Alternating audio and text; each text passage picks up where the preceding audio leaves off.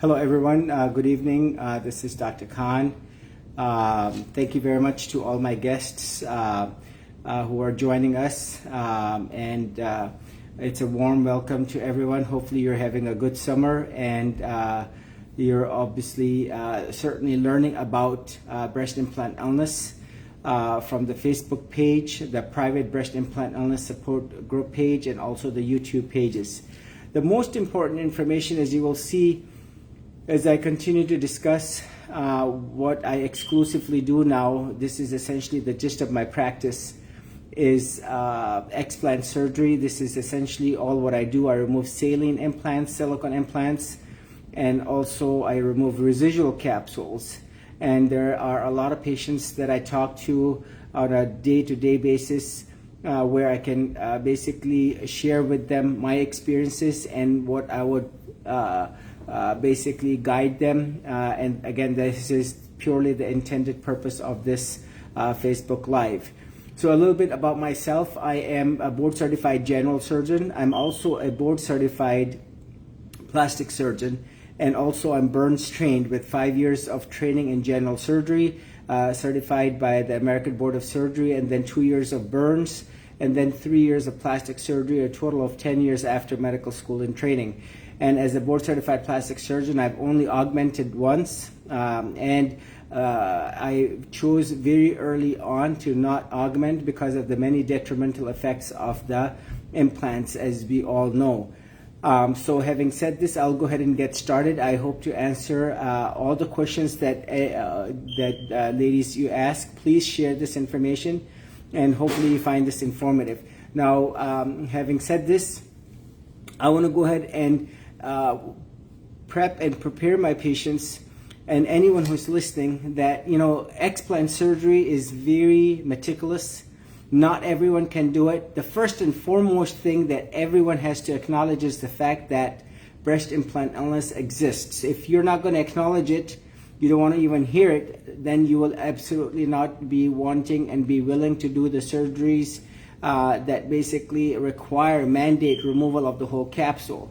And the worst case scenario that I find is that patient who goes to a surgeon who's got all the professionalism, who out of goodness of his or her heart wants to do the explant surgery, but when the going gets tough, or the capsule is thin, or it's a very tricky surgery, the surgeon, if he or she is not committed, will not do the capsules, i.e. will not remove the capsules completely. And the whole purpose and gist and the essence of explant surgery is to remove the entire implant, the capsule, plus all inflamed tissue, and that all of that capsule directly on top of the rib must sincerely, definitively be removed, and that once it's removed, it must be sent to pathology for assessment, evaluation, and CD30 analysis to rule out the BII ALCL, which is the breast implant associated anaplastic large cell lymphoma. And if that's not done,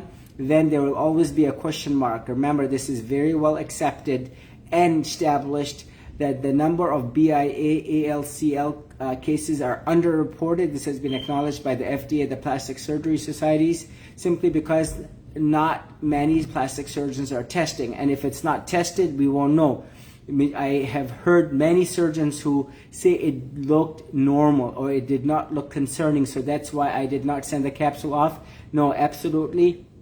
It must be sent to the pathology department at a major reputable hospital where they can do, and they must do the CD30 analysis, and that BIALCL thus will be ruled out, and any abnormal pathology. And then if there is any abnormal fluid, like the case I did today, that fluid must be sent to cytology for CD30 analysis to rule out BIALCL. And this is what I will say, that the fluid, if not sent to cytology, is considered malpractice.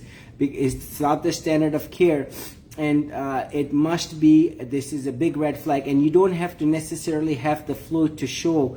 You could certainly have BIALCL without any fluid formation, so that capsule must be entirely definitively removed, and BIALCL must be ruled out specifically. Now, it is very important for your surgeon to acknowledge the fact that BILCL does exist, and that she will remove the complete capsule. Just this past week, I talked to 3 ladies who had their explant done, and partial capsules were removed, and these ladies were not bouncing back to a state of good health. And this is consistent and classic, where those many patients who had the residual capsules removed, only then did they bounce back to a normal state of good health minus these toxins, which is the silicone leaching, not only from saline implants but silicone implants, because both of them are in the category of bad. There is no such thing as a safe implant.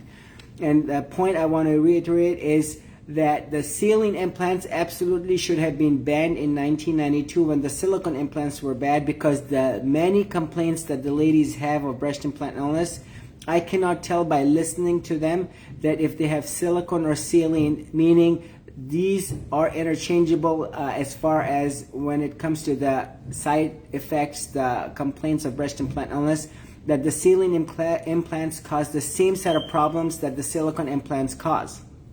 And one can be hurting as much as the ladies with ruptured silicone implants, and they may have intact saline implants. Also, I just want to emphasize the fact that the textured implants, certainly that have been banned, are notorious and basically are associated with the BILCL, but others, quote unquote others, as mentioned by the FDA, that is the smooth implants, the smooth saline implants, the smooth silicone implants, are also associated with BILCL. And this is not trying to scare, but this is just trying to basically raise awareness that indeed there is no such thing as a safe saline implant, and that saline implants are not associated with BILCL. That is incorrect. The other thing I want to mention, again, going back to choosing a surgeon, your surgeon must be completely, definitively, sincerely committed into removing the whole capsule. Because if that's not the case, then there is a very high likelihood that you may not completely recover. You may recover 70%, 80%, whatever percentage, but not definitively. This is that peace of mind you will and you should and you must have once you choose your explant surgeon, that your surgeon is completely devoted and committed to removing the whole capsule, plus the implant, plus all inflamed tissue, and that the assumption should be that all of the implants that the surgeon is doing is or are ruptured, because you do not want to find out, oh, the MRI is negative and I'm going to go in, and the next thing you know, the explant is done and there is now spillage of silicone or saline implant. And there should be no communication between the inside of that capsule and the outside, because one never knows what is the internal contents. As you will see if you scroll through my YouTube videos and also my Facebook posts, there is white paint type of consistency. There is a dark viscous dark brown material that is consistent with pus that has been found within the implant. There has been fungus that has been found within the implants, and we don't want this to spill into the chest, because this will be a catastrophe. One of the 3 patients that I talked to also had an explant done, where now day 19 she was producing copious amounts of serosanguinous discharge, despite what the surgeon said was complete removal. Again, this is consistent with what I would say is incomplete and not definitive removal of the entire implant capsule in what is the en bloc fashion. Remember, the word en bloc fashion means that the entire implant capsule, all inflamed tissue, is removed as one piece, such that there is no internal communication of the inside of the implant and capsule with the outside, and that it is all contained with the assumption that the implant is ruptured, such that post-op the surgeon can say with complete definitive certainty that there is no capsule remaining behind, because that is what it entails and is required for the patient to bounce back and for the patient to have the peace of mind that the entire capsule is removed. And so in summary, again, the take-home message is that the entire capsule must be removed completely, because the capsule harbors in it the impurities and toxicities that continue to hurt if not removed completely. And we know this because of 2 reasons. The number one, We look at the many pathology reports and we see the silica that's present within the capsules, the particulate matter, the implant particles. And if you go scroll through my pathology reports, you will only see this. And we know this from the many patients who had an explant done. The explantation was done and the capsule was not removed, and the patients continue to feel the hurt. They knew deep down within that the capsules were left behind, and only when did these patients get the residual capsules removed did they only bounce back to a normal state of good health minus these toxins. And this is consistently being shown and proven that the capsule must be removed. And remember, if you're not going to rule out the BILCL, one will never know if that was a precursor or not. So again, this is very important, and your plastic surgeon should be very vocal about it, not passive or not even discussing, because you have to know what the plastic surgeon is thinking. Ideally, your plastic surgeon should and must not be putting in implants. What we know today as far as the FDA, what we know today as far as the manufacturers themselves, be it Mentor or Sientra or Allergan or any of the other manufacturers, that there is definite proof and establishment by the manufacturers that the implants are not meant to be in the body forever. Number two, they are associated with BILCL, certainly the texture, plus the smooth ones as well. And number three, that there is certainly indeed an entity called breast implant illness with patients with fatigue, joint, rheumatological problems, fibromyalgia type symptoms, mental issues, anxiety, depression, that clearly have been established, and that there is, quote, complete resolution once these implants are removed completely without replacement. And this is exactly what was mentioned in the FDA warning, and this is exactly what's mentioned by the Mentor and Allergan manufacturers of the implants. And certainly, as you will see, the trend by the many patients who are removing the implants in the literally, I would say, tens and hundreds of thousands who are only benefiting from explantation without any replacement, because implants only hurt the body. And I've heard this consistently from the many patients. In good hands, 90% or more of the patients seek benefit and relief from the many signs and symptoms of breast implant illness. Breast implants only hurt the body. They only cause harm. And I want to also emphasize, you yourself must be assertive, firm, and very professional, and discussing directly with your plastic surgeon, not your medical assistant, not your office manager who has no concept of medicine, or your nurse, for example. You should be talking directly with the surgeon, so looking at them right in the eye and discussing with them the goal of the surgery. And this should be very clearly highlighted in the consent form, that it says 100% total capsulectomy or en bloc, complete removal, and that it must be checked for BILCL.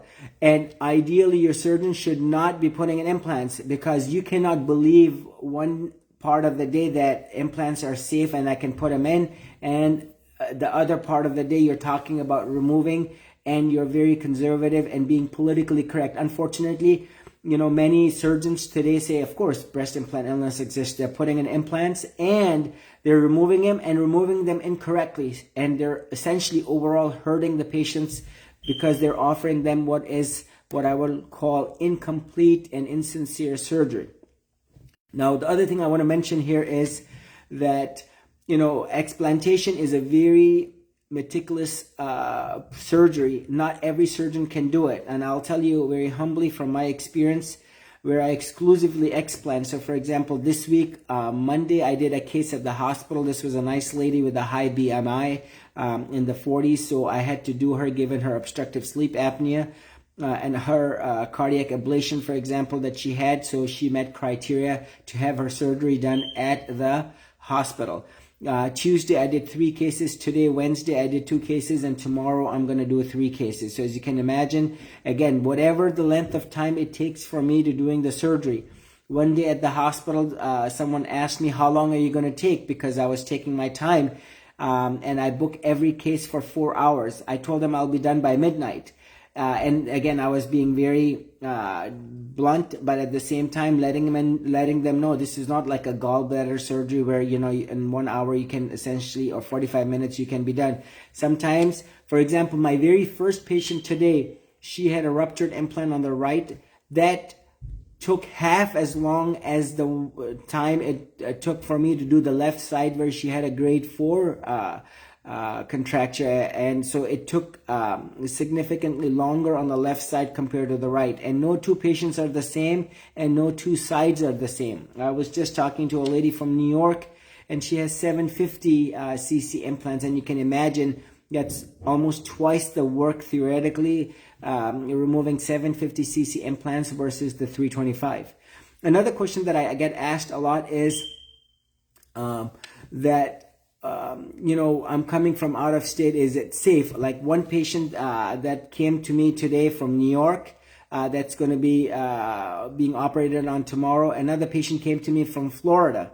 Now, she had done her homework. Anyone who comes to me has sincerely done their homework. They understand what I'm thinking, how I'm thinking. And I tell them that I will do a complete, detailed, comprehensive analysis on all my patients, which basically means that, number one, the implants are always returned. And this is what I call the Khan procedure, where this is consistently what I've done and what I have been doing, and I'll continue to do. And 20 years from now, I cannot imagine that this will be any different as far as a mode of explantation. And this is exactly my data that I presented at the forum in Dubai in early May, which was the International Plastic Surgery Conference, where plastic surgeons from all over the world came, including the United States.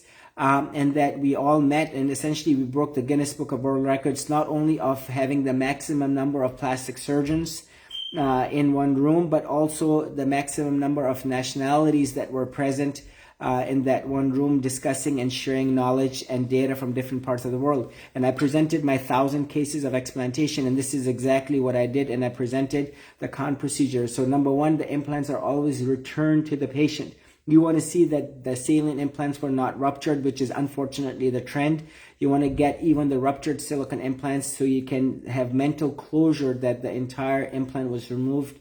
And you want to see that this was indeed, you want to have closure with the implant that was causing a lot of havoc. Number two, the pictures are done for high definition and videos of the chest wall showing complete removal of the capsule off of the rib, and the periosteum of the rib, perichondrium of the rib, the fascia of the intercostal muscle, the fascia of the pectoralis minor, the fascia of the serratus anterior, that is in those cases where the implant is below the muscle is removed, that is shown, and cutting open of the capsules is also shared with the patient. Number three, I take cultures for aerobic, anaerobic, and fungal just to absolutely confirm that there is no active fungal or bacterial infection. Number four, I send the capsules off to pathology so that BII, which is the breast implant associated anaplastic large cell lymphoma, is ruled out in all the cases, such that there is no doubt post-op that this was potentially an issue.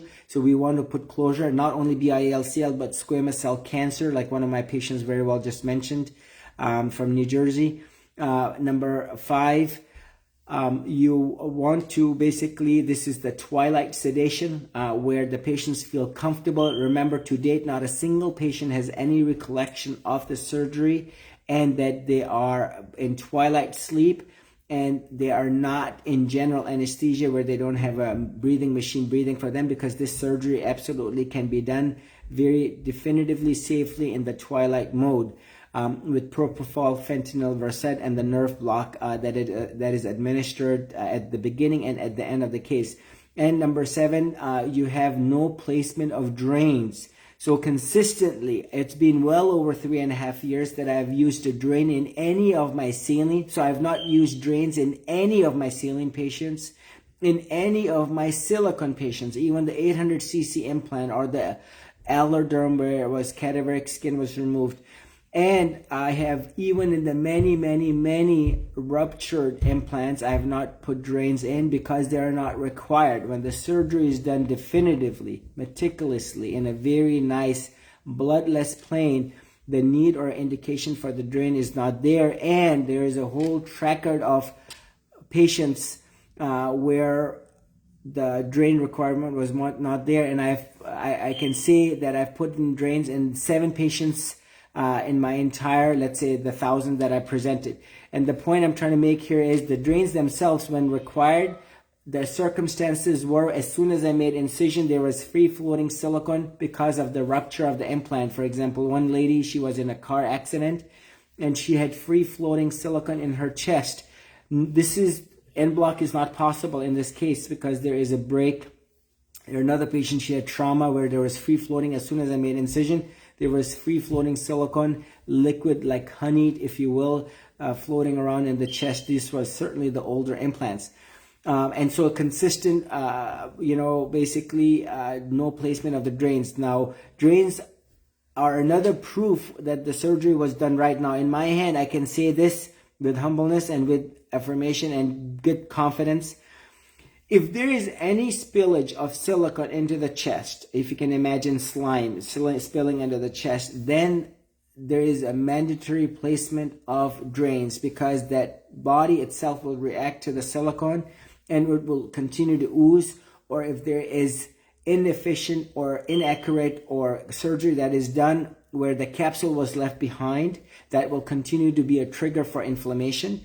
That is the same inflammation where the patient is not feeling better, and then the continues are going to continue to weep. Or there is brutal surgery in a sense where the surgeon was not careful in dissecting and there was no finesse in the microsurgical aspect of this, meaning very careful, delicate surgery. Then you find that the drain placement becomes mandatory. And so that if your surgeon does not use drains, that in itself is proof. And if your surgeon does not put in implants, that in itself is clear proof. I had a nice lady, and I use this example very repeatedly. This one lady from South Dakota, she talked to me for 3 minutes and she concluded she wants to come and have the surgery with me. And I said, no, I want you to go ahead and ask me more questions. And she said, well, I've seen the videos and you're transparent, you talk about it. And 2 things. Number one, the videos themselves, the way you're talking about how you're going to do the surgery, and you're doing everything. Those 7 points, as you will see, each indicate and reaffirm that there is nothing potentially left behind, or there is no question mark. And so after the surgery, I look back at each and every single one of my surgeries. I could not have done a better job. And number 2, she mentioned the fact that I'm transparent, number 1, with my videos and my pictures that I share with my patients. And number 2, the fact that I do not put in implants. Now, that in itself speaks volume about, how and what the surgeon is doing. Because remember, financially, this used to be the most number 1 profitable procedure for plastic surgeons, where in 1 hour you can make the maximum amount.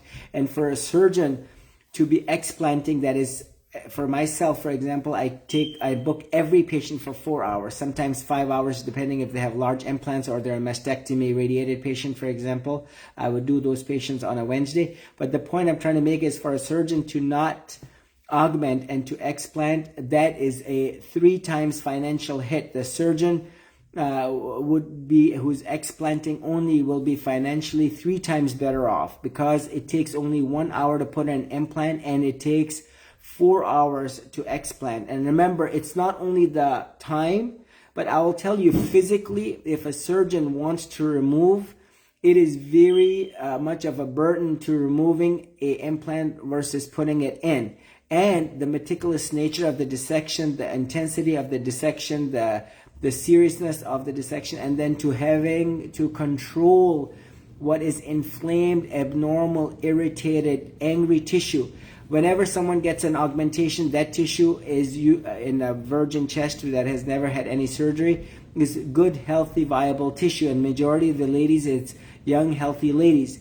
And in vast majority, and if not all the explants, there's inflammation, there is irritation. 100% of the time, there is inflammation, there is irritation, some more, some less. There are the tissue in itself, you can see the dilated veins, the swelling that's present, the breast implant illness symptoms.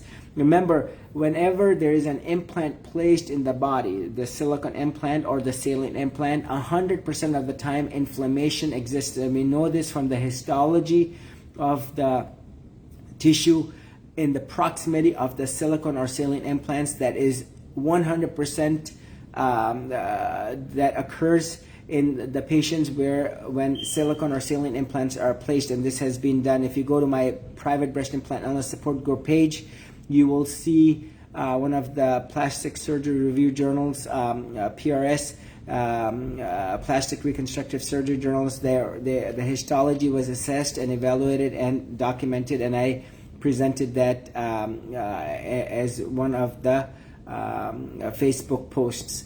So again, very important. Now, what ensures that your surgeon did a very good job as far as explanting? Number one, your surgeon, made a big incision. The diameter of the implant essentially dictates the length of the incision. If you have a 600cc implant and you removed it from 2.5 centimeters, that is virtually impossible because you cannot see. If you have a 600cc implant, it's sitting over at least 4, 5, 6 ribs possibly, depending on the height and BMI of the patient. Now, the second thing is the length of time. The patient that came to me from Florida, she said that her surgeon that she had a consultation with was going to spend an hour and a half doing the explant, and I'll tell you, it is virtually impossible to do an explant in an hour and a half. Number three, the high definition camera / videos, pictures showing complete removal. Number four, the implants are returned to the patient, be it ruptured or not. And number five, their track record, the social media,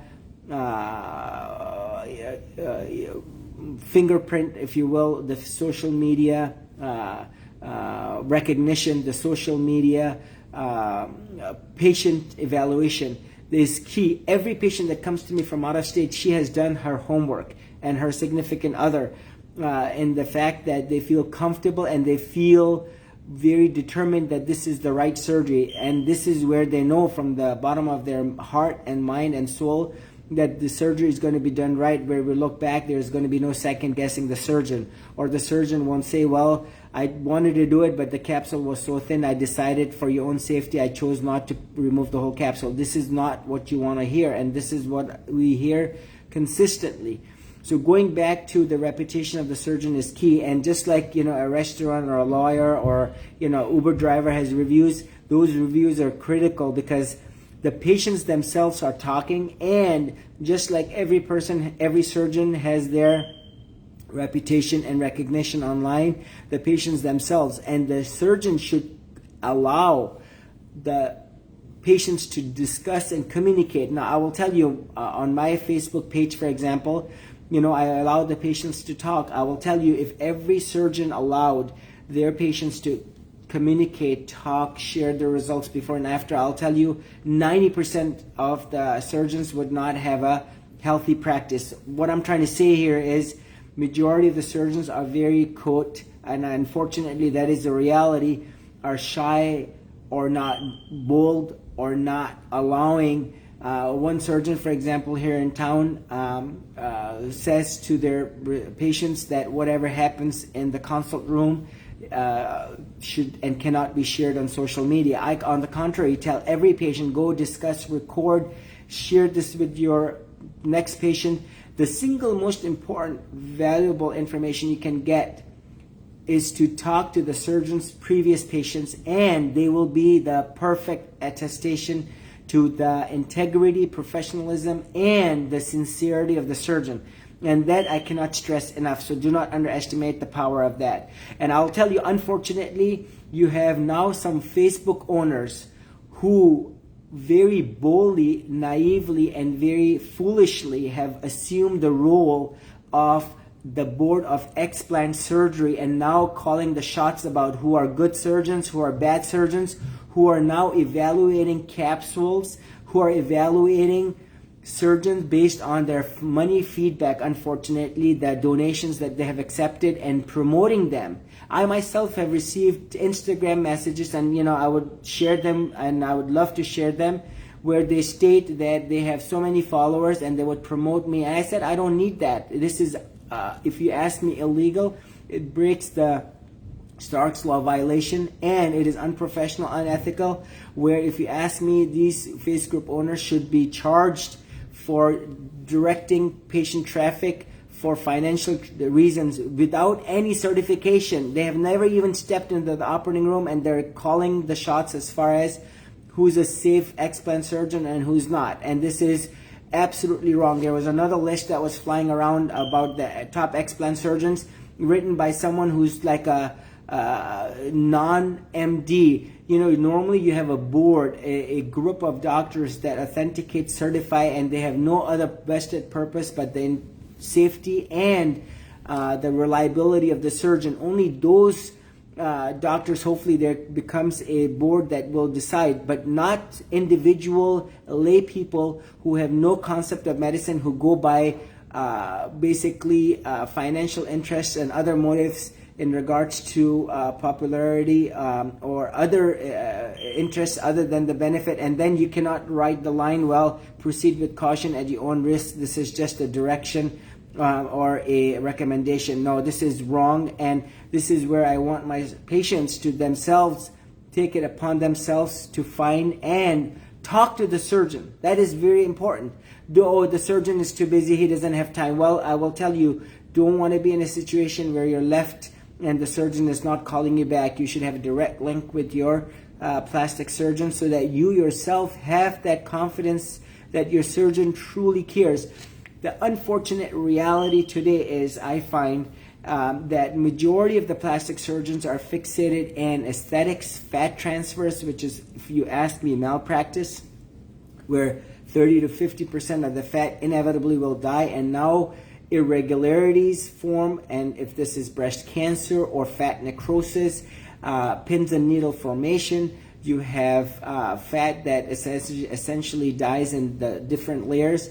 You have surgeons who are more fixated in doing the lift, and they're doing these surgeries in 3 hours, where the commitment to doing a complete capsule removal is not there. And remember, the capsule must physically, definitively be completely removed, not burned or cauterized, because that's two different surgeries. The capsule must be completely removed, plus the inflammatory tissue, which is the fat or whatever it may be, must be removed. Like today, I removed a mass as well from that patient because that had a suspicious lymph node, and I sent it separately because I'm curious to see. There was fluid that I found within the ruptured right saline implant that was very thick and viscous, and I'm going to go ahead and post that video. That must be sent to cytology to rule out the BILCL. So this is, you know, again, the nature and the integrity and the sophistication of doing a complete surgery. You hear of other patients that I've heard of where the surgeon went in, found fluid, put in, replaced the implants, and the next thing you know, the patient had BILCL, and now she has to have the implants removed, plus now the capsules removed. So these are situations where that should not be occurring. The right and ethical and morally correct thing to do is the FDA should step up and ban the saline implants and silicone implants and put a halt. Look at the exponential increase in the number of searches for explantation, and plus patients themselves realizing and taking orders and making medical decisions despite what plastic surgeons and major hospitals are telling them. I had a patient that came to me 6 weeks ago from California. Her plastic surgeon said, do not get an explant because that will only hurt you. You'll go into depression. You're not going to be happy. And that patient has done remarkably well with her explantation, and no need for a lift, no need for drains, and her resolution of the many signs symptoms, despite what the plastic surgeons were telling them one after another. And unfortunately, the answer is, if someone has implants and they're like, say, 10, 15 years old, and they go to the top 100 hospitals in the country, unfortunately, the answer 99%, if not 100% of the time, remains, we'll go ahead and remove this set of implants and put in a newer set because that's what you deserve, and which is absolutely the wrong answer. Implants only hurt the body and they must absolutely be removed. Now, having said this, I'm going to go ahead and scroll up, and please ask the questions, and I will go ahead and take the time. There is so much knowledge, information you'll get if you go to the private breast implant illness support group page. which is Breast Implant Illness Support Group page by Dr. Khan, and you will hopefully be able to connect with the many ladies and feel comfortable where you have a safe and effective platform where you can exchange ideas. Remember, your goal today is not to make a decision, or when you see your plastic surgeon, I recommend you go see 5 plastic surgeons. So that, remember, you go to 5 different plastic surgeons, you're going to get 5 different answers. You go to 10 different plastic surgeons, you're going to get 10 different answers. This is a very sporadic, spontaneous, dynamic group of decisions that the plastic surgeons unfortunately are making, where there is no defined course. Every surgeon has his or her own way of doing things and different focus, different comfort levels. This is where you need to go to their previous patients and have a frank discussion about what is the goal of the surgery, which is to remove the entire implant, capsule, all inflamed tissue, and to get it tested to make sure that all of it was removed and that it is not pathologic abnormal tissue. Now, as I go up, I'm going to go ahead and start answering the questions, and hopefully I will answer them as they come.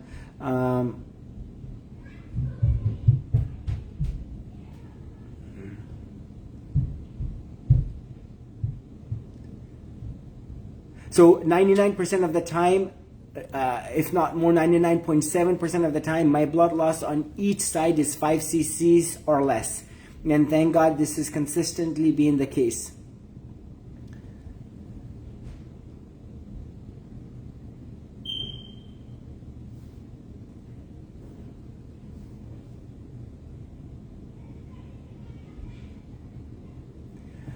As I had implant placed 4 months and 1 week ago. I have several problems since then. I will be explanting soon. Absolutely. There are many patients, as you will see, that will clearly tell you the moment I got the implants, my problems started. Majority of the times, I would say 7 to 10 years after. Remember, they're not meant to be in the body forever, and you yourself will know. What one needs to do is to go to the questionnaire where you have the symptoms of breast implant illness highlighted. You can go to my webpage. You can also talk to my office and get that questionnaire, where fatigue with the most common signs, symptoms of breast implant illness, brain fog, joint pain, soreness, rheumatological issues, vision problems, dry skin eyes, vertigo, you have basically cardiac issues, arrhythmias, neck, back pain, you have dryness of the eyes, hair falling off, migraines, you have thyroid, endocrine, you have issues with your adrenals, for example, you have issues with your monthly cycles, you have issues with rashes, amongst the many other signs, symptoms, including neck, joint pain, swelling, difficulty breathing at times because of inability to take a nice deep breath because of contracture or inflammation that's present on the chest. You have patients with signs, symptoms of GI issues, gastrointestinal, and you will know a young lady with no medical issues in general, and now she has a lot of these issues that all of a sudden arise. This is all BII. You have to go to your primary care doctor, get a series of tests. Remember, there are not that many. And once all of the tests are negative, what do you hear consistently from the patients? I went to my doctor, I got all the tests, everything is negative, and my doctor thinks I've got anxiety, I got basically mental issues, I need to go to see a psychiatrist, and I need to be put on these. This is classically the presentation. Or my doctor thinks I've got fibromyalgia, let's go ahead and get you started on another medication, or let's get you started on steroids, some patients on hydroxychloroquine, among others. This is where, you know, again, a workup needs to be done. You need to, if you have to see a rheumatologist, remember that is the one subset of medicine where the signs, symptoms of breast implant illness mimic the rheumatological lupus, MS problems, and this is where the rheumatologist will tell you that you don't have lupus, you don't have these problems, rheumatoid arthritis, but this is consistently being shown to be the problem. Next question I have is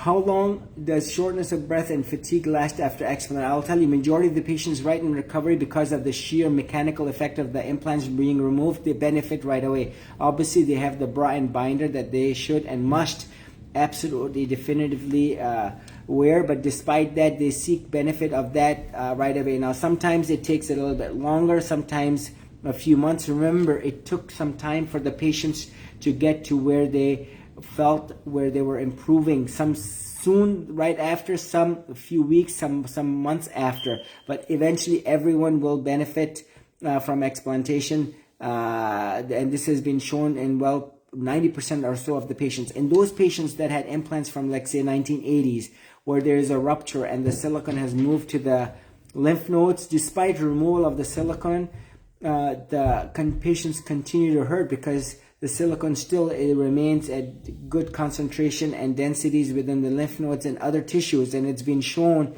where biopsies have been done by Dr. Henry Dykman and other doctors, where silicone has been picked up within the lung tissue, for example. If you look at Dr. Atul Mehta from the Cleveland Clinic, who's a pulmonologist, who did a biopsy of the lung tissue and showed that there was ground glass opacities and also electron microscopy proven silicone granules within the lung tissue that traveled via bloodstream. And this is, you can hear from his own words, Dr. Atul, A-T-U-L, last name M-E-H-T-A. If you search in my Facebook group page, you will certainly see that. So all patients will certainly absolutely benefit. Like the patient I talked to today, she was discharged. She's a nice lady from Colorado. I told her for the rest of her life, she has no worries of rupture. She has no worries of potential, was it a BII-LCL or what was inside? Could I have had mold? No, all of that came to an end for her. And now she's moving on to the next phase of her recovery with no worries and good health and freedom from the mental and psychological and physical effects of breast implants. So squamous cell cancer, believe it or not, which is a very interesting cancer, was associated with breast implants. That was highlighted by the FDA. And certainly your surgeon must be checking. You cannot tell by looking at the capsule. The surgeon cannot. It has to be, must be said. I saw an operative report on Monday where the surgeon said capsules looked fine. That's why I did not send them to pathology. Wrong.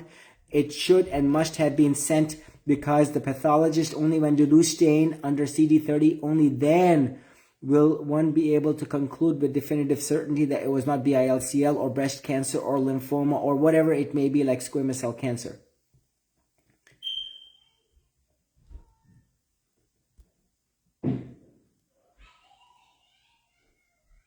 Remember, the surgeon should have only one vested interest, which is the health and happiness and peace of mind and freedom of the implant / capsule and soft tissue toxicity. There should be no other interest, and this should be true not only for the plastic surgeons, but the dermatologists, the cardiologists. Unfortunately, and I'll say this very definitively with absolute 100% confidence, we live in a very bad world. Unfortunately, medicine is a business in the United States, and I will say this with absolute certainty.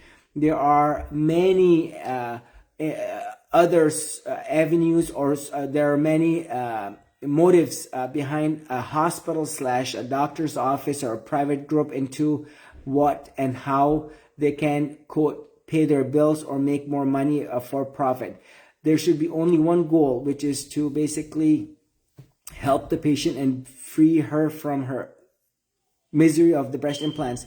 Unfortunately, the insurance companies are all corrupt, and we all know that. There are only one goal, even at the expense of the patient's health, to deny the patient. They are politically correct. Oh, if it's a medical necessity, we will cover. But when it comes to writing the check, absolutely, they're all very timid and not professional and sincere. They don't even open the file or the folder of the patient to acknowledge if the patient has these problems or not. And this is true, proven not only by me, but the many other.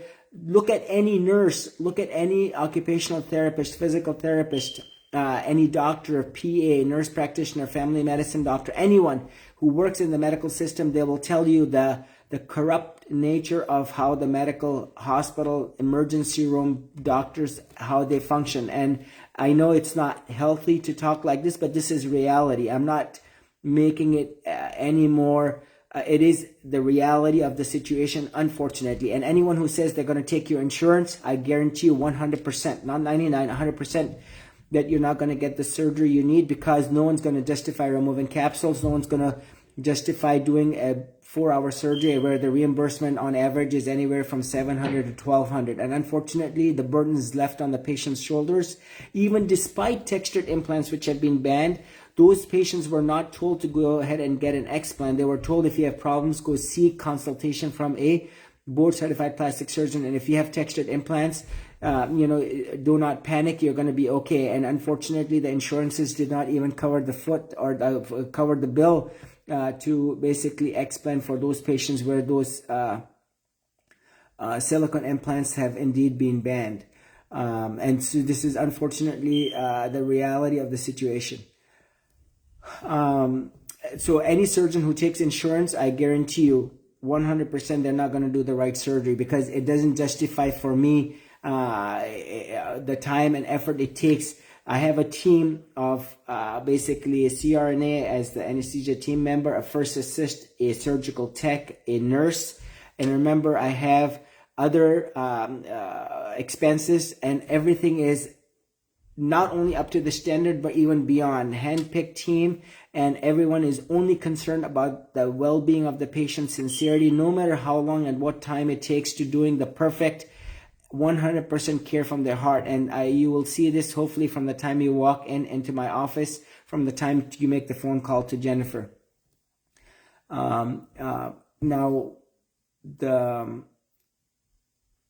I asked the ladies, talk, write about your experience, raise awareness, write to the FDA. They want to hear from you. They want to hear basically the hurt that you got from the implants.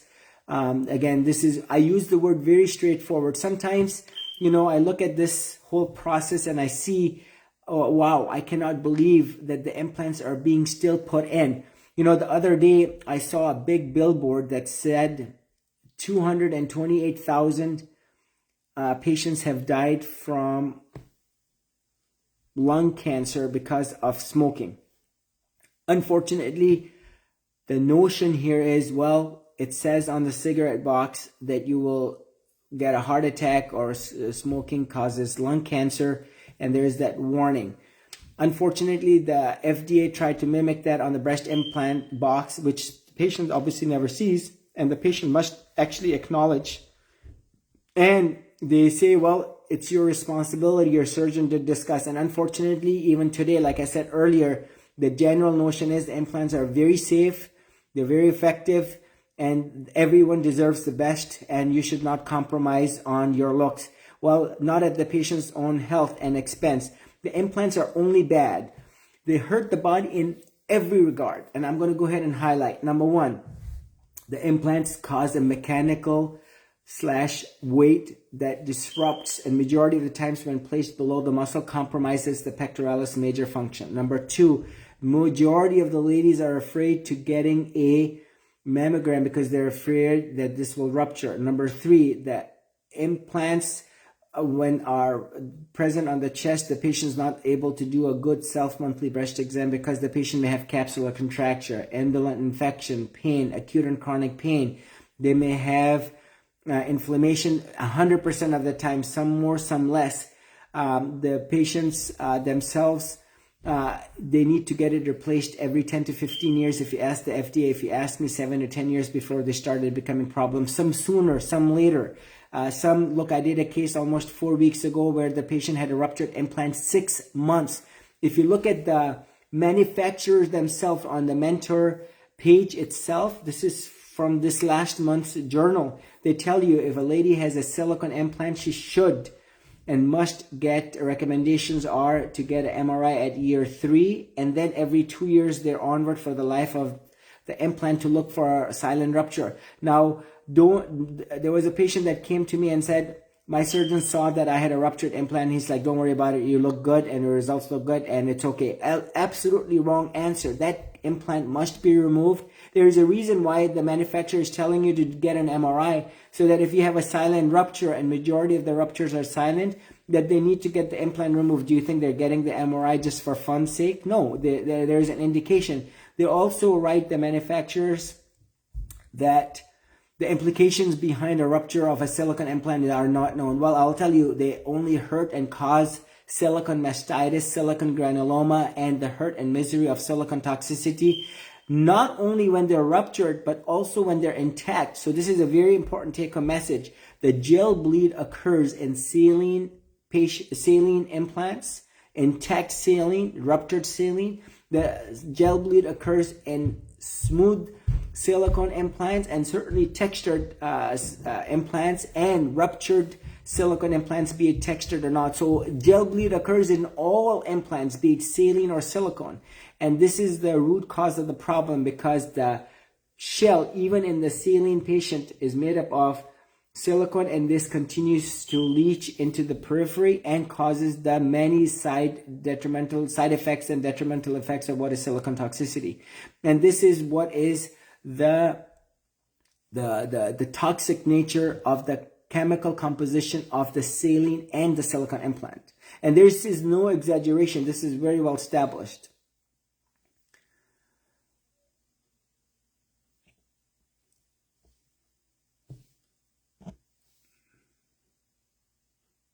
So please absolutely share this with other surgeons, with other general practitioners. You know, I had a patient of mine, and she came to me and she said, well, my primary care doctor, who I've known for 25 years, says there's no reason to remove implants and they're not safe. I will tell you, that is a wrong, inaccurate, and false statement. That doctor, who's a primary care doctor, does not know anything. I use the word anything about implants. He's not touched implants. He's not placed implants, and he's going by what he read in the newspaper or the Newsweek magazine, for example.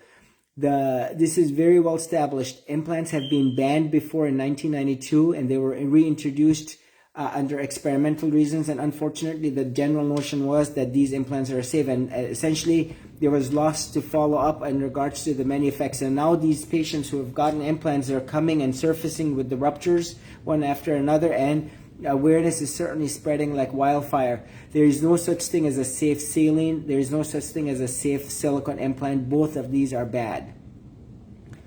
Now, next question is,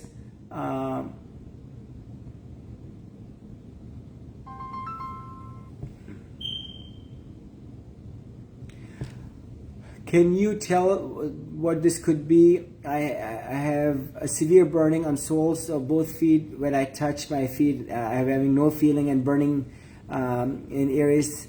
Now, this is burning in the feet. Now, you need to go to your primary care doctor. You need to do an exam. Maybe you might have a pinched nerve in the back. That can cause basically loss of sensation in the toes or the fingers. Your neurologist, a neurologist who does nerves, can do an exam, do an EMG and a physical exam, and may conclude if you have tingling numbness in the fingers. Now, if the EMG is negative and an exam is unremarkable, and that there is vitamin B12, niacin, all these levels are fine, then there is, by diagnosis of exclusion, we know of the many ladies who present with tingling numbness, burning sensation in their hands, and resolution, complete resolution of these symptoms, because the silicone toxicity is no more. And we know this if you listen to Dr. Henry Dykman's interview that we did a couple of months ago. You will hear that he has shown that there is silicone deposition in the periphery around the nerves, and that in itself causes inflammation and leads to this. And this is a very clear, defined, with confidence, the many patients who have had explantation done right, and the resolution of their sign symptoms of tingling, numbness, burning sensation in their fingertips and their lower extremities, simply because it was the silicone toxicity. But one must rule out the other causes as well.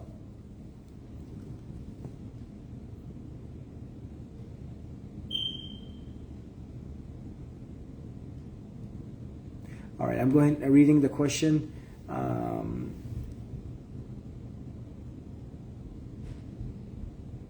Please share your stories, write about it on my Facebook page. We will, as I took some time off, and so I have not been posting myself, but I'll certainly start doing so. I will post the video of the case I did today with the fluid around the ruptured right implant. That is important. We don't want that fluid to spill into the chest. That would be a big no-no. And once it spills, there is no drain or no other intervention that's going to bring that fluid back out of the chest and into the drain. That simply just doesn't occur. Now, next question is,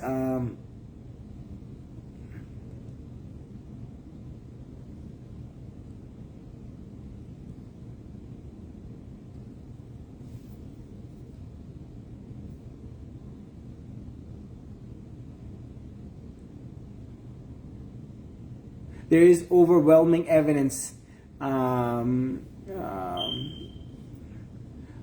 implants are bad. Now I'm seeing this, I had infected implants for 2 years. I suffered open wounds, and 2 years after, and see,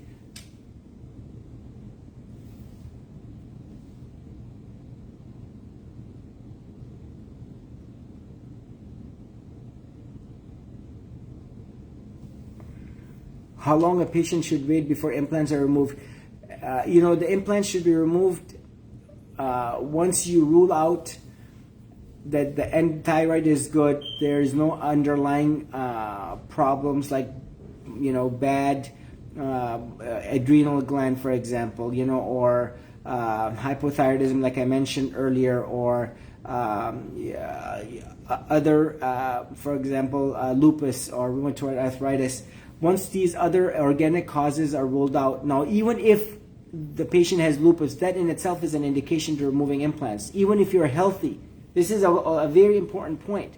One patient did a phone consultation, and she said, I'm in good health, I have silicone implants, and I've had them for 7 years. What should I do?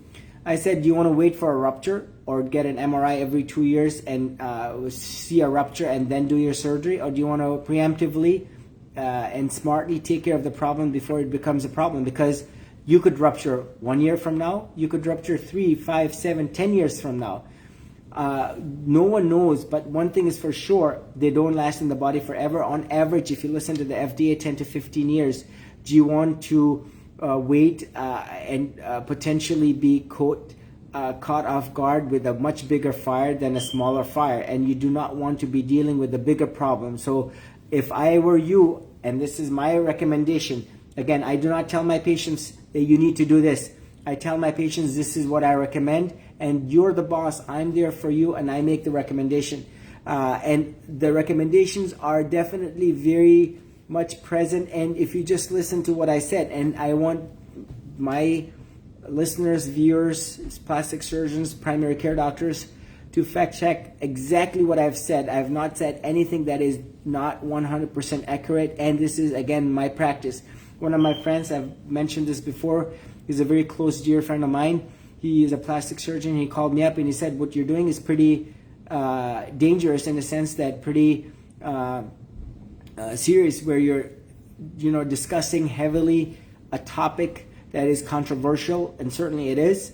Many of the plastic surgeons say that breast implant illness is a myth, which is absolutely wrong, and that that you're discussing and you're sharing directly from the operating room, the surgeries that you're doing. I said, well, if you look at what I'm doing, is I'm removing the implant and I'm removing the capsule, and I'm ensuring that I'm removing the capsule. And remember that the board answer, the right answer, and the perfect and the definitive answer, and is to remove the whole capsule and to get it tested. Look at the FDA, that's highlighting, right?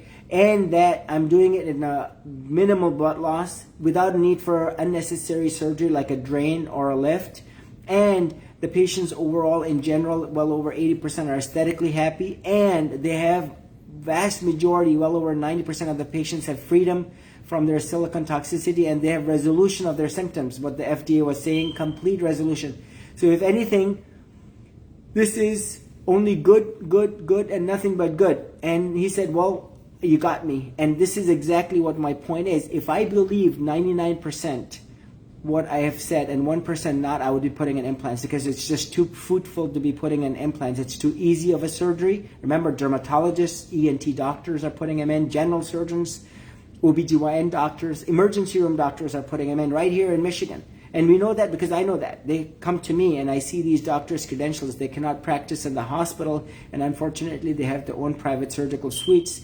You want to make sure that your surgeon has an accreditation at the major hospital, so that it has been certified, verified, and authenticated by the hospital system that continues to monitor the professionalism of the surgeon. So an infected implant, whenever you have an infection, especially with a foreign body, be it a hip implant or be a silicone implant, it must be removed ASAP, so that there is no continued indolent infection or scar formation or capsular contracture.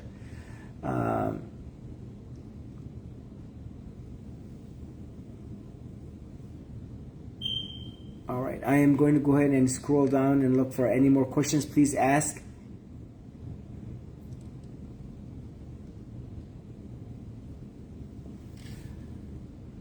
So is massaging after explant to reduce scarring? So this is a very good question.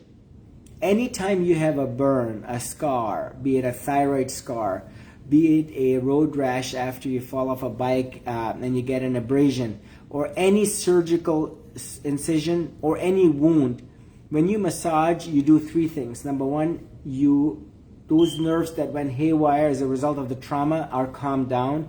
You cause nerves to come in an orderly fashion towards the surface, and you're going to find that collagen that becomes in disarray is laid down nicely, just like a burn patient, for example, with their massage.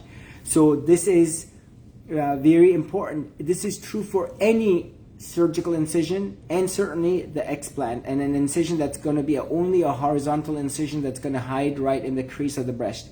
The other thing I want to highlight again, if someone gets a thigh lift, you're going to have a wrapping around your thigh. You get a tummy tuck, you're going to get a garment that you're going to wear for 6 weeks. You get a gynecomastia, a male breast surgery done, you're going to wear a garment for 6 weeks. This is standard of care. If the patient does not wear a garment after a tummy tuck, that's malpractice. That's bad medicine. You're going to run into problems. So likewise, when you remove an implant from the chest and there is a void, right, where the implant was sitting, plus this is an inflamed area and there is a propensity, you want to have compression. This is 101. So any surgeon who removes an implant, absolutely 100% of the time must recommend. Now the bra holds the breast tissue nice and kind of secure, and the special bra, which is the Haga Prayer bra, has a nice elastic band at the bottom that reinforces and holds. So truly the breast tissue does still move. Now when I have the binder, it truly reinforces the chest such that when the patient twists and turns in bed, there is no movement up and down, or does a car ride, there is no movement up and down, and it's held nice and secure the chest. And that is done for a 6-week process. Now I find some patients that I move or graduate them sooner, some later. If someone has an 800cc implant, that's a different patient than versus the 125cc implant that I did. That's a very different patient. So it is important to see that the compression is key, and this is 101. This is very basic fundamentals and foundation of plastic surgery. Anytime there is any flap or any advancement or any loss of volume, for example, a garment, pressure garment must be worn, and this is standard of care.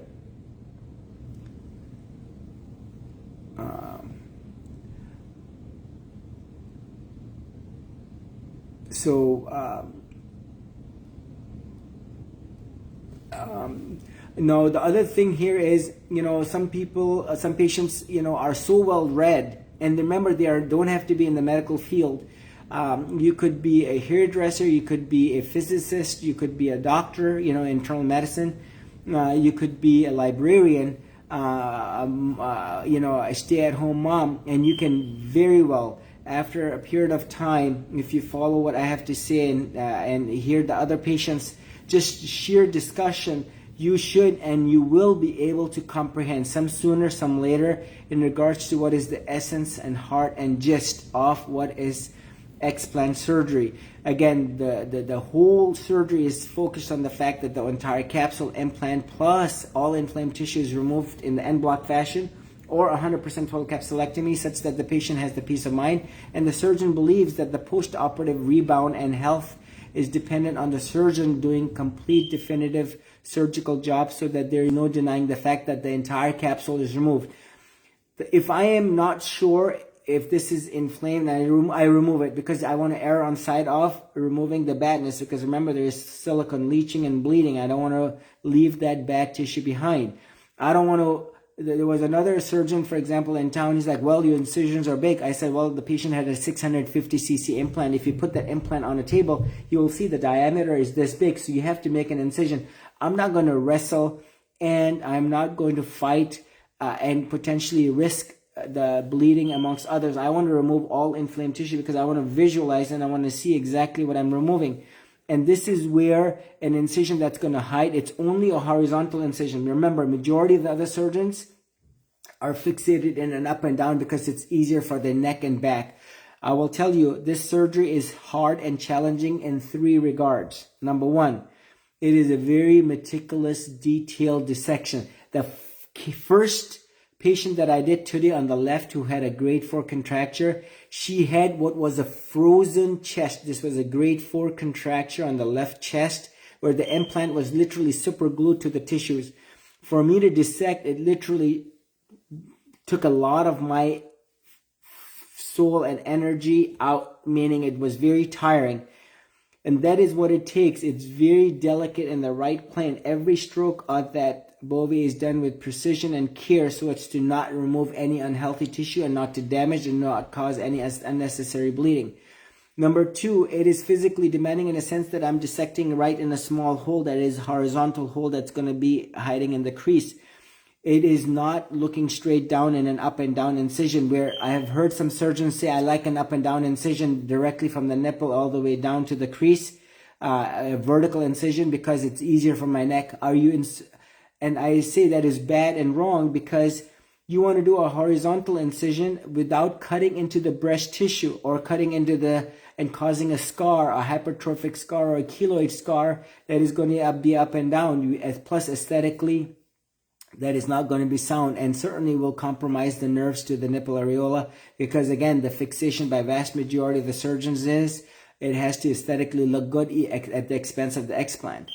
And the third thing is the surgery in itself cannot be rushed. It requires a focused, determined, microsurgical way of dissecting right on top of the rib, which is indeed the hardest part of the case, where there is certainly a risk for puncturing the lungs, among others, and there is, unless you truly do not believe in dissecting off of the rib, you're not going to, because why are you going to take that unnecessary risk? And this is the whole defining movement as far as your surgeon doing the surgery, removing the capsule off of the rib, because if that's not done, then the surgery was not done correctly. What I'm going to do is I'm going to answer a couple more questions, and then I'll go ahead and wrap it up. I hopefully you found this informative.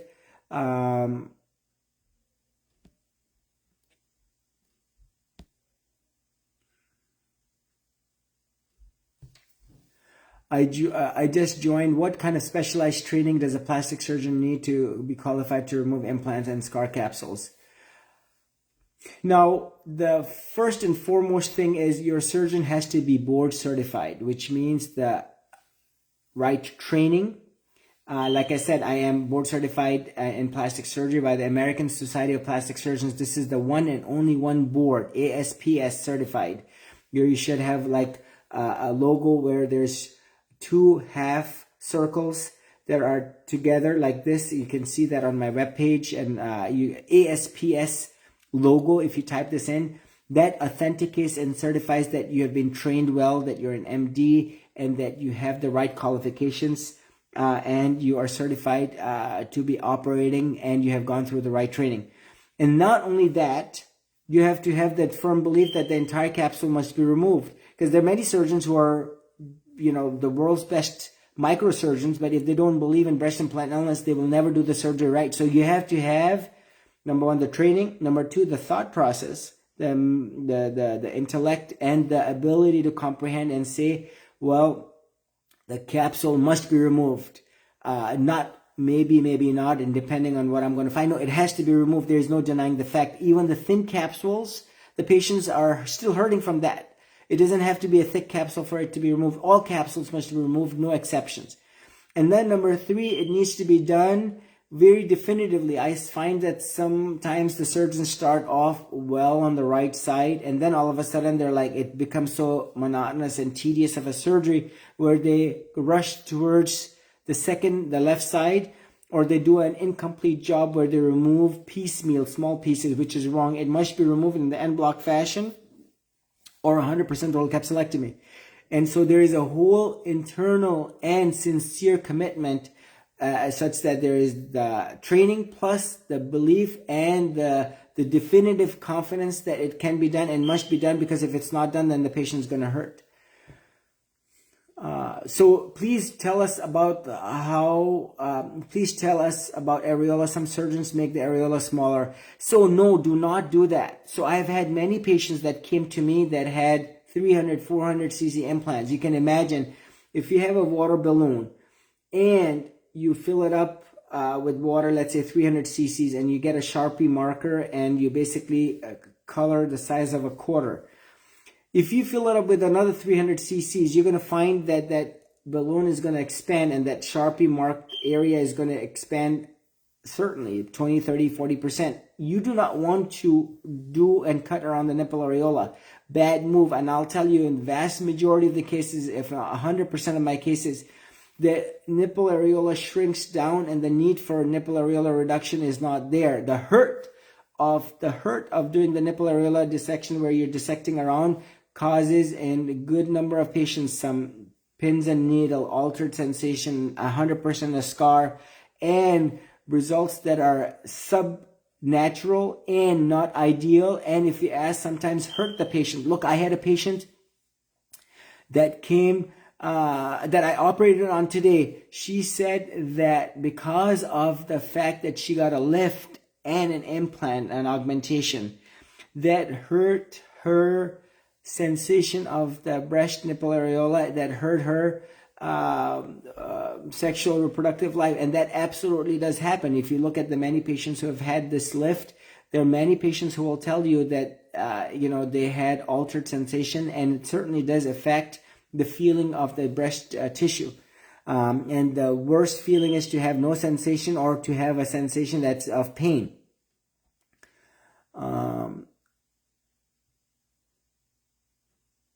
Please, if possible, can you answer the question about the muscle being brought from my back to the front to reconstruct without implants? Thank you. So this is a very good question, which is what they call a latissimus flap. Latissimus flap, L-A-T-I-S-S-M-U-S flap, which is where they take the latissimus dorsi muscle, that's the athletes that row like a rowboat, that row, for example, they have very well defined, that forms the V in the chest. The surgeon takes that latissimus muscle, it's nice and bulky, especially in those patients that work out, and then they release it from the back, and they internally rotate it underneath the skin, and they then introduce it as a volume to the chest, especially in those cases that have had radiation, or even in those. Now, I say this to you. Number one, you're putting a scar on the back. Remember, everything has a risk versus benefits. The risks here are you're putting a scar in the back, you're compromising that muscle, and number two, over time, if the nerve is not brought and the muscle is there, it's nice and bulky. Just like if you don't exercise, you just sit there and do nothing for like 3 to 6 months, that muscle will become atrophied. And now that volume, which was nice and good in size, certainly shrinks because the muscle is not being used, or it's not being exercised, right? And so that value of the latissimus dorsi is then lost. And myself, I'm not a big fan of compromising one for another with what is limited to no gain, if you ask. So my personal input is that is not a good or smart or a very, what I would say, that's a lot of surgery for minimal eventual gain and not worth it. And that's how I will summarize. So not a good idea, not a smart idea. Now, for Miss Eminis, we will go ahead and I will post this on my Facebook page, on my private breast implant illness support group page, and I will eventually have it on my YouTube. You're going to find a lot of these Facebook discussions, Facebook lives, patient interviews on my YouTube page. Please go to my webpage, Executive Plastic Surgeon. Please go to my private breast implant illness support group page. You will find all of these. So please share, discuss, such that you get that knowledge. Remember, you're not making a decision. You're just getting information and processing it. And it is relatively tangible, easy to comprehend. So please go ahead and go to my private. I'm in Michigan, KHAN. If you look me up, there's only one of me. There are 7 board-certified plastic surgeons in the entire now 6. One of my friends, my colleagues, he passed away in Fort Worth, Texas. He was Dr. Shaher Khan. But there are 6 more of us, Dr. Khan, Khan. And so certainly I'm the one in Texas. Actually, a friend of mine who is Dr. Khan, who's coming from New York to Toledo area. He's the other one. But there's not many of us. If you type in Explant, Dr. Khan, you will see executiveplasticsurgeon.com. Now, let me go ahead and see. I'm going to go ahead and end with this. This is an important point. There is no such thing as detox. There is no such thing as taking a chemical and all of a sudden you have freedom from your breast implant illness. If that was the case, no one would need surgery. There is no such thing as taking vitamin C and your symptoms are remarkably improved. If you take an orange per day, that's more than good enough, or eat lemon because that's all the vitamin C you need, you will get vitamin C toxicity. There are, unfortunately, a whole group of doctors who have left their practices and now done what is integrated functional medicine, which is not smart medicine. This is like Chinese herbal medicine, where if someone needs this medication for adrenal health, God only knows what's in it because it was made in China or South America or made in the garage. God knows it may be all chalk. There is no regulation to any of this. Now, turmeric is safe. It's been shown to certainly be, it has the antioxidant effect. So I will say, but things like probiotic, look how many people get diarrhea and go to the hospital. Does the gastroenterologist write for a probiotic? Absolutely not. It used to be trendy, but actually, if you do the research, it has been shown probiotics have been shown to be detrimental to health, especially in the extremes of age, be it kids or adults or the elderly. How many times colonoscopies are done and the whole colon is cleansed, right? And do the doctors say here's probiotics to replenish the GI tract? Absolutely not. The body in itself does a good job. So no indication to be doing these IV therapies. That's pure, utter garbage. I heard about this one surgeon who's putting in vitamin B12 cocktail and vitamin this, and this is all pure, utter garbage. This is, selling what is trendy, quote, basically that is hurtful medicine. This is not how medicine is practiced. If you have a low vitamin B12, which is quantifiable in the blood, or vitamin D level is low, which is quantifiable in the blood, then you need to get that replaced by a tablet that has very nice defined international units, for example.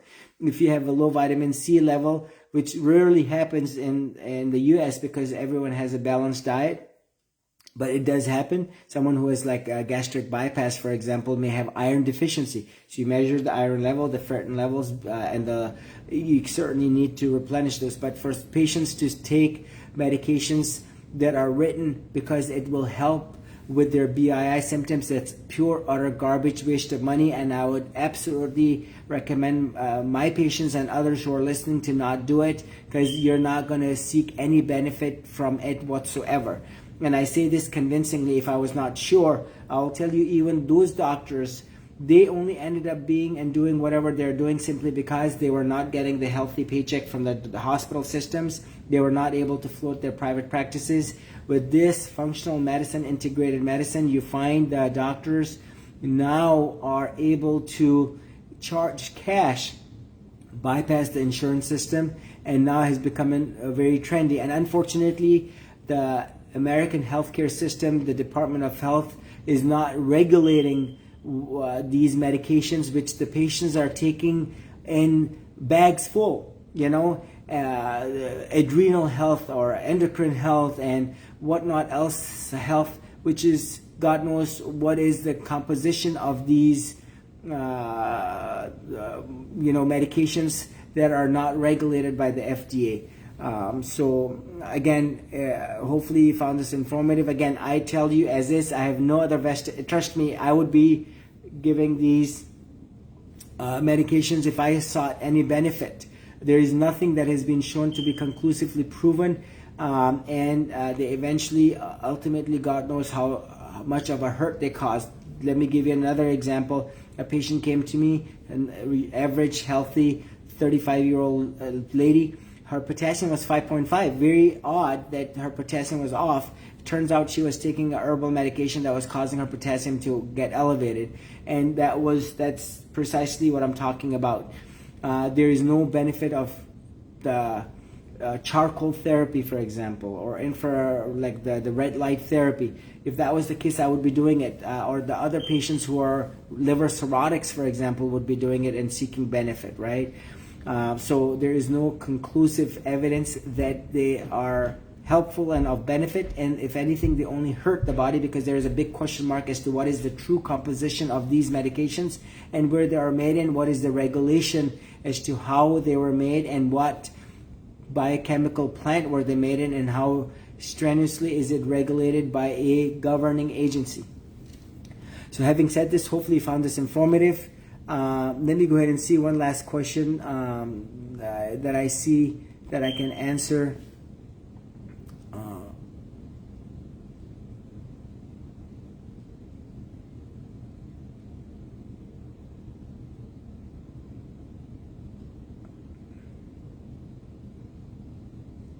So what kind of a specialization does your surgeon? Now, your surgeon needs to be trained as a board-certified plastic surgeon. Ideally, your surgeon should be doing not one or two of these in a month. Your surgeon should be doing this on a regular, repeated basis, because that's what makes the surgeon good and optimal. Don't look at any lists. These are all what I would say lists that are not by board certified or reputable plastic surgeons. These are lists generated by people who have financial incentives or motives. You want to go ahead and do the homework like I talked about earlier.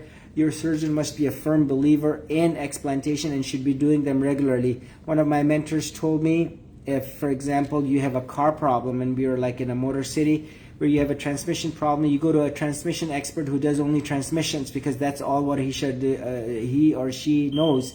Likewise, if you have a Whipple procedure, which is a pancreatic cancer, don't go to the doctor or surgeon who does one of these every couple of months or one every month. You need to go to one who does one every couple of days or 2 times a week, because and at a major reputable center where the surgeon has a track record. If you ask me to do a nose or rhinoplasty, I will absolutely say I'm not the right surgeon.